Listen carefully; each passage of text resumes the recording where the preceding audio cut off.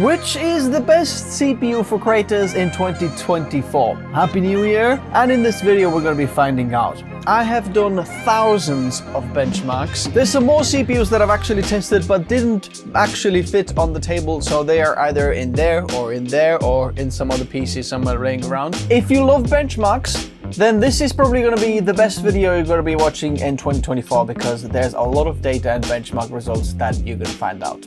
And you might want to put glasses on because there's so many on the screen you might not even see all of them. Looking for a cheap way to license your Windows? Check out Whokeys through the links in the video description. Make sure to use the code TN20 to get a 30% off. Paste the license to the activation settings and you're all done. This license is for Windows 10, but you can upgrade it to Windows 11 for free. They also offer Microsoft Office 19 license. Use the same code TN20 to get a 30% off. Check out whokeys.com in the video description below. Now, if you want to check out any of these CPUs or want to pick them up or want to build yourself the best bang for buck creator PC, then there's build guides in the description below. But depending on your workflow, you might want to pick one or the other, and in this video you're going to be finding a lot of that. We're going to be diving deeper a little bit into certain workflows because overall score might not actually mean the best CPU for you. There's certain underneath or sub scores that are much more important, which we'll talk about in a minute. But if you want to check out any of the Testbench setups, I'm going to leave them in the description below. The very important thing here to note is that the Intel's 13th and 14th gen have been tested with 5600 megatransfers per second RAM speed. Ryzen 7000 have been tested with 5200 megatransfers per second, and Intel's 12th gen have been tested with 4800 megatransfers per second RAM speed. Exactly the same timings, exactly the same RAM kit actually, just the frequency of the speed have been tuned down. And the reason I've done this is because to match the IMC of the actual spec of the CPU. Now, the real world is that actually you most likely can run all of these CPUs much higher. Ryzen over 6000, Intel over 7000, 12th gen over, 5000, and so on. You might not get it either. And the better the IMC, the more RAM it actually supports in terms of capacity as well. So if you're running 4 sticks, for example, then you're much more likely to get the XMP or faster RAM speed on the 14th gen compared to the Ryzen 7000 or 13 or 12th gen, for example, on Intel. So in order to actually reflect some of these IMC and memory speed results, I've tested the RAM speed according to the specs. If you want to live your life on the edge, feel free to try 8000 megatransfers per second RAM or even higher, go for it. But as a creator, we want to play things safe and solid. So first we're going to be looking at CPU rendering, CPU only tasks. And here we're using Cinebench R24 or Cinebench 24 single and multi-core scores. Firstly, this single core score. And this represents people who do a lot of things in an actual active tasks. Not even only on Cinebench or Cinema 4D application, but that also reflects the snappiness of the operating system when doing lots of single or lightly threaded tasks. That's even working with photos and videos and so on. The higher the single core score, the better it is. And interestingly, the top scorer here is not even a PC or any of these CPUs. It's actually Apple M3 Max, which is absolutely insane. You can see it's around almost 4% faster than the fastest single core speed that we can get on Intel, which is 6 gigahertz on the 14900K. You can see it steps down quite a bit all the way to 14700K, which is about 10% slower than the M3 Max. Then we have the 13700K, and then behind 13700K we have a whole bunch of CPUs all the way down to the 12700K, as you can see over there. So all of these CPUs there perform within 10% of each other, so there's not that much of a difference, especially the middle bunch where all the Ryzen 7000 are very much similar and the 14600Ks are around there as well. So that's that. The only bits that kind of fell short are the 12600K and then the Threadripper 5000. That's on the Zen 3 architecture. which has much lower single core speeds, and that's what we can see on the Ryzen 5000 CPUs. But moving on to multi-core performance on Cinebench R24, and here this represents people who do CPU rendering, for example working with Cinema 4D. So this Cinebench is just not a synthetic benchmark. People who work in Cinema 4D or Blender, which we'll get into in a moment as well, or V-Ray, or some multi-threaded tasks on a CPU, that's what this is for here. And here you can see that as soon as we have Threadripper in the CPU name, it takes us to a whole nother level. The Threadripper 7980X is absolutely insane. And then the 5995WX, which is, you know, the last generation 64 core, is about 25% slower, boom. And then the 14900K, which has 24 cores. I know not all of them are P cores, but that is about 60% slower than the Threadripper 7980X. And you can see here we're going to step down quite evenly in all of these CPUs, whichever one you have. The more cores you have, the better it is. Also, if they're P cores, multi-threading really here, we can utilize all of this. But you can see even the M3 Max from Apple is quite impressive, actually, on par with the 13700K, slightly lower than the 14700K, a few percent, but regardless, quite impressive because that is a laptop CPU. Now, Cinebench for Adobe Photoshop. And here we have a lot of these CPUs here. I have not included Apple on this one. If you want to see how Apple performs there, highly recommend checking out the Apple versus Intel video where we go more in depth in that. First, I want to make one note that the top chart, you can see two 14900K. The top of the chart is 14900K with 64 megatransfers per second RAM speed. And then the second one is with 5600 megatransfers per second, just to showcase like what are some of the, you know, performance increases you can get when having a faster RAM at the fastest, you know, CPU possible. So we get extra 6% or something like that, 5-6% when the RAM is faster. So just so you know, that's what you can expect when you go in with faster as well.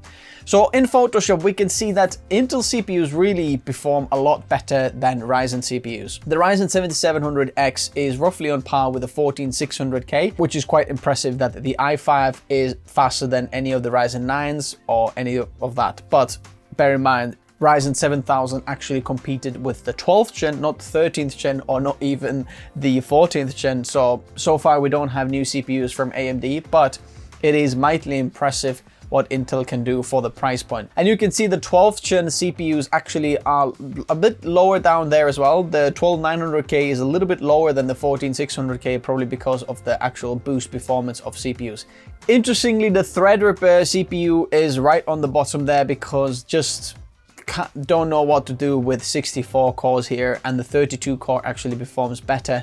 So if you're looking for the best performance on Photoshop, having a Ryzen 7 or 9 or Intel i7 or i5 is actually a best bang for buck option for you. But here you can see the overall scores. Now, this is not everything that was tested in this Cinebench score. There's also GPU score, general score, and filter score. Bear in mind the GPU score probably from the rest of this year will disappear because that is pulled out from there.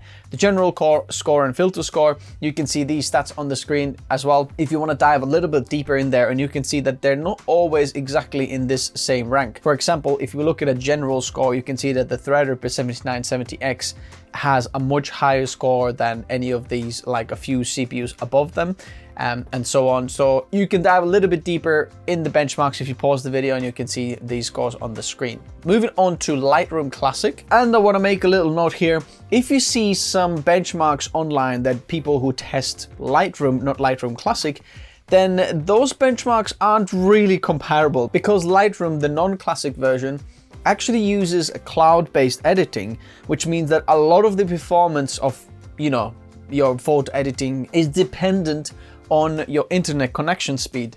But the Lightroom Classic, everything happens locally, so we can actually test how good the system is, just so you know. So here we can see that having more cores kind of makes sense, and we're looking at the overall scores here. The best one is 14900K.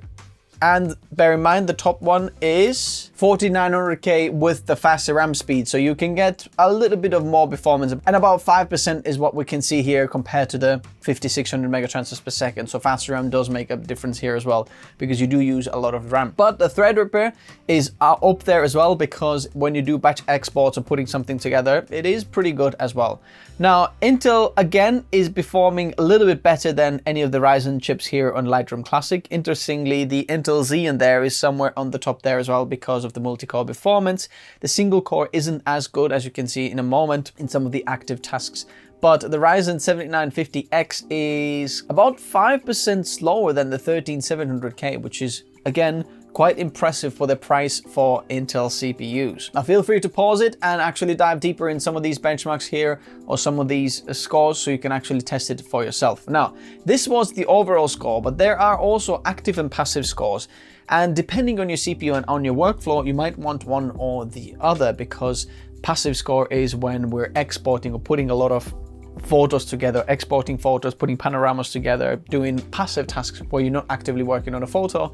Then depending on your CPU, it might be better. For example, the Threadripper 7980X has the best active score there, as you can see, even better than the 14900K with faster RAM. So here you can see Lightroom Classic version, Cinebench version, overall score, active score, and passive score of all of these CPUs if you want to test it against yours or some of this. And check out the Testbench setup in the description below if you want to see like which RAM was I using or something like that. So that concludes photo editing, and as you can see here, most likely the Intel CPUs are performing a little bit better just because of the single core performance, and perhaps they're more optimized for that. Now, I'm not saying that the Ryzen CPUs are worse, but probably the Ryzen 9s, because of the more cores, doesn't really give you that much performance boost unless you're in Lightroom Classic, where you really export a lot of photos and put them together. But slightly threaded tasks, even a Ryzen 7 or Ryzen 5 or Intel i5, i7 is a good pick for you as a photo editor. I'd probably lean towards the Intel side, because if you're doing a bit more video editing, you can see in a moment that will also be better on that one, especially because of the iGPU inside. But at the same time, Ryzen does have the potential of being longer supported platform. You might get more upgrades out of the Ryzen platform, depending if you're that type of person who just would upgrade the CPU and upgrade the platform, or you would just like cash out a certain thing for your system and then upgrade another 5 years later or something like that. Moving on to Adobe Premiere Pro, and here we can see Cinebench 0.98 for Premiere Pro 23.6, and the best one is again the Intel 14900K with the fast RAM. Now you can see that the top part of the CPUs are actually kind of spread evenly between the 14900K, 13900K, and the Threadripper 64 and 32 core variants. They're performing very, very similarly in the extended overall score. There's a lot more to it, which you'll see in a minute, where it gets a bit more complicated, but here you can see overall scores. If we just take in overall performance of everything, they're performing very similarly, which is mighty impressive for these Intel CPUs that cost a fraction of the price of these Threadrippers that are 10 times more expensive often than these. So depending what you're doing, having an Intel might be a good option there.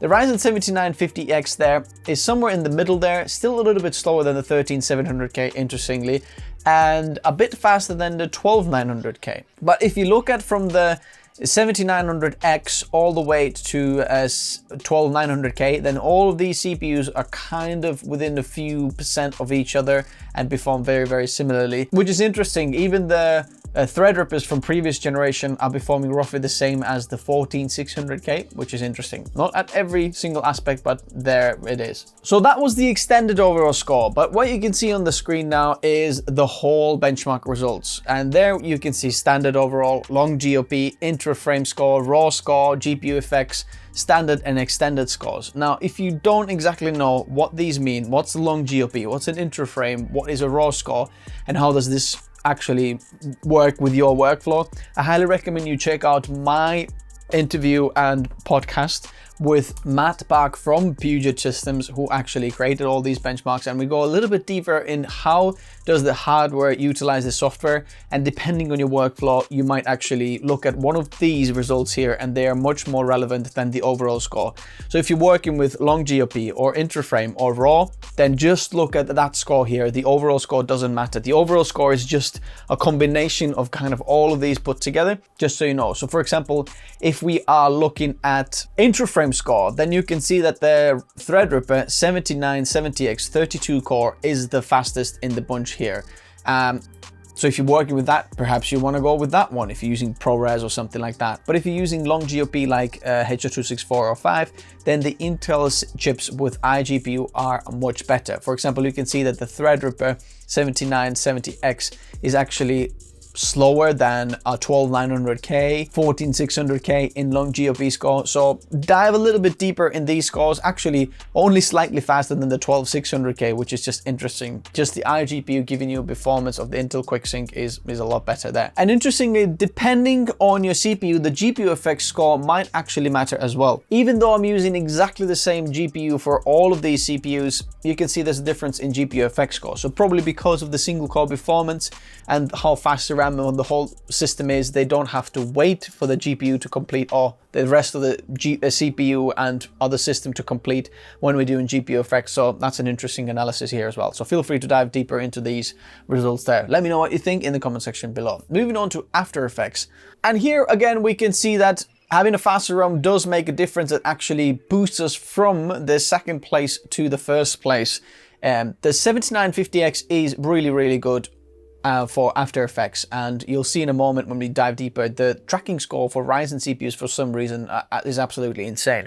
But if you do have faster RAM, the 14900K is a little bit better. So this is the overall score, and you can see that even having a Threadripper here doesn't in overall score make a lot of difference. But in your workflow, RAM preview might be the most important thing that you actually have. Having more RAM and being able to cache a lot of this, you know, your project onto the RAM to preview that might be more important than actually any of the other things, because waiting for, you know, to saturate the RAM and empty the RAM might be a much slower process than just having a slower CPU but more RAM, if that makes sense. Highly recommend checking out again the Puget Bench podcast, where we talk a little bit more into that, and Matt explains this very well. So here, if you look at the whole of the scores here, the multi-core score, which is GPU rendering, where we can actually use multi-frame rendering and multi-core rendering, where we take, you can see that the more cores you have, the better. Interestingly, again, the 64-core Threadripper is actually slower than the 32-core Threadripper, so having the 32-core might actually make a bit more sense for you there. And as you can see, tracking score there, if you look at the Ryzen CPUs there, the 7950X, they're measurably faster than any of the Intel chips there. I'm not sure why. Tracking should be done on single core anyway as well, but maybe this is because of the cache of the CPU. I'm not sure, it just works much better on the Ryzen CPUs. So if you're working with After Effects, have a look at these scores and, you know, decide which one is best for you. Moving on to Puget Bench for DaVinci Resolve Studio, and this is 18.6 of DaVinci Resolve that I was testing, where you can see that Intel 14900K is not the fastest CPU anymore. So this is the extended overall score, and you can see the 32-core Threadripper is the best. Interestingly, it's much faster than the 64-core Threadripper, so DaVinci Resolve, at least this version of DaVinci Resolve, can't really utilize all of the 64 cores and don't know what to do with it. The Intel CPUs are right there on the top there. If you have more cores, you can see they usually perform a little bit better. 13700K is kind of stepped down. Then we have all of the Ryzen, like pretty much exactly the same. So whether you have 8, 12 or 16 cores, they look to be performing pretty much exactly the same on this DaVinci Resolve. You can see they're within like what, 1% of each other.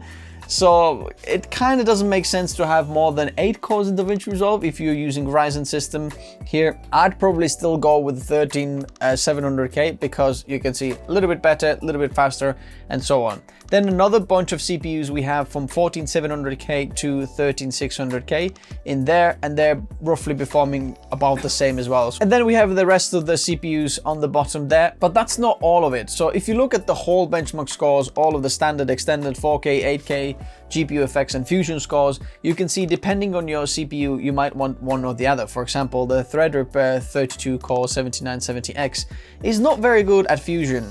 Quite a bit slower than the 14900K, for example. And seems like Fusion does like single core performance. The better the single core, the better it kind of performs there. And all of the GPU effects are about the same apart from 14700K. For some reason, 14700K GPU effects really is a little bit slower. I don't know why, exactly the same GPU, no idea why. And depending if you're using 4K or 8K media scores, then you can see the differences here as well. But the 32 core, as you can see, 8K media, if you're using 8K media, that is quite a bit faster than the rest of them. Now moving on to Blender, and here is where you probably want to put your glasses on because I've added a lot more CPUs in here that you can see. There's a lot of laptop CPUs and a lot of like previous generation CPUs, so you can really see like what's going on in Blender rendering and what's going on. And what we can see is the Threadripper 7980X is, boom, a lot faster than anything else in there. All of the Threadrippers and the Xeons, they like absolutely dominate the top of the chart there, a lot faster. Then the first place in the like normal CPUs with normal desktop platform, we see 7950X there. And it's very, very similar to the 13900K and the 5965WX. And you can see that the 14900K is slightly slower than the 13900K. And that is a weird phenomenon.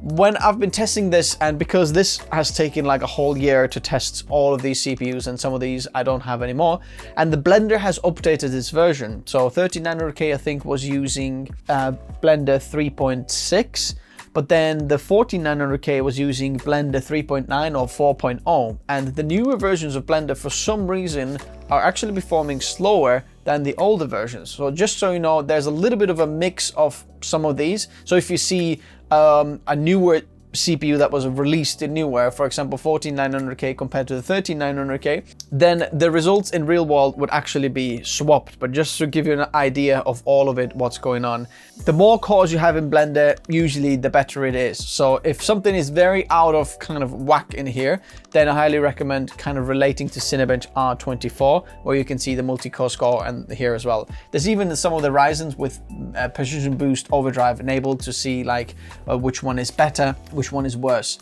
The M3 Max and M1 Ultra with 20 core CPU, you can see there as well, about the same as 13900KS. Now, it depends on the scene how the CPU rendering works. The Monster and Juke Shop by Classroom scene, sometimes one is better than the other, so I'm going to leave all of these here as well, and you probably want to pause this. As you can see, there's a ton of results on the screen, and feel free to like have a look around, see which one is better than the other one, but basically that's the one. And lastly, V-Ray. Very similar to all of the other CPU rendering tests. The more cores you have, the better it really is. And you know, certain generations, they start to have overlap there, but you can see lots of different scores. You can also see the Intel Xeon 3475X, this one here, that's a 36 core CPU, and with overclocking how much, you know, increase we get in performance, you can see extra 5% or so on performance there.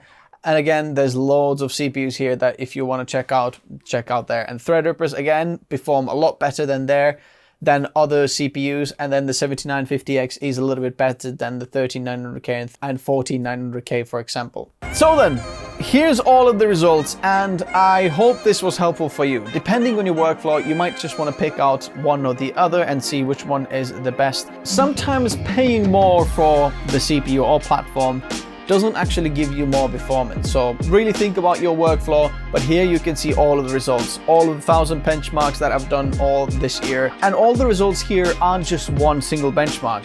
The benchmarks have been done at least 5 times, sometimes 10 times, and calculated the average, so we can really see what's an accurate result, so I don't have one there or one there. So if you think I should be adding or anything else you'd like to see, I'd love to hear from you in the description below. If you want to support the channel, check out TechNotice merch or the free build guide of PCs, and build yourself a best bang for buck creator PC and actually save money. Thanks guys for watching, and I'll see you soon. Bye bye.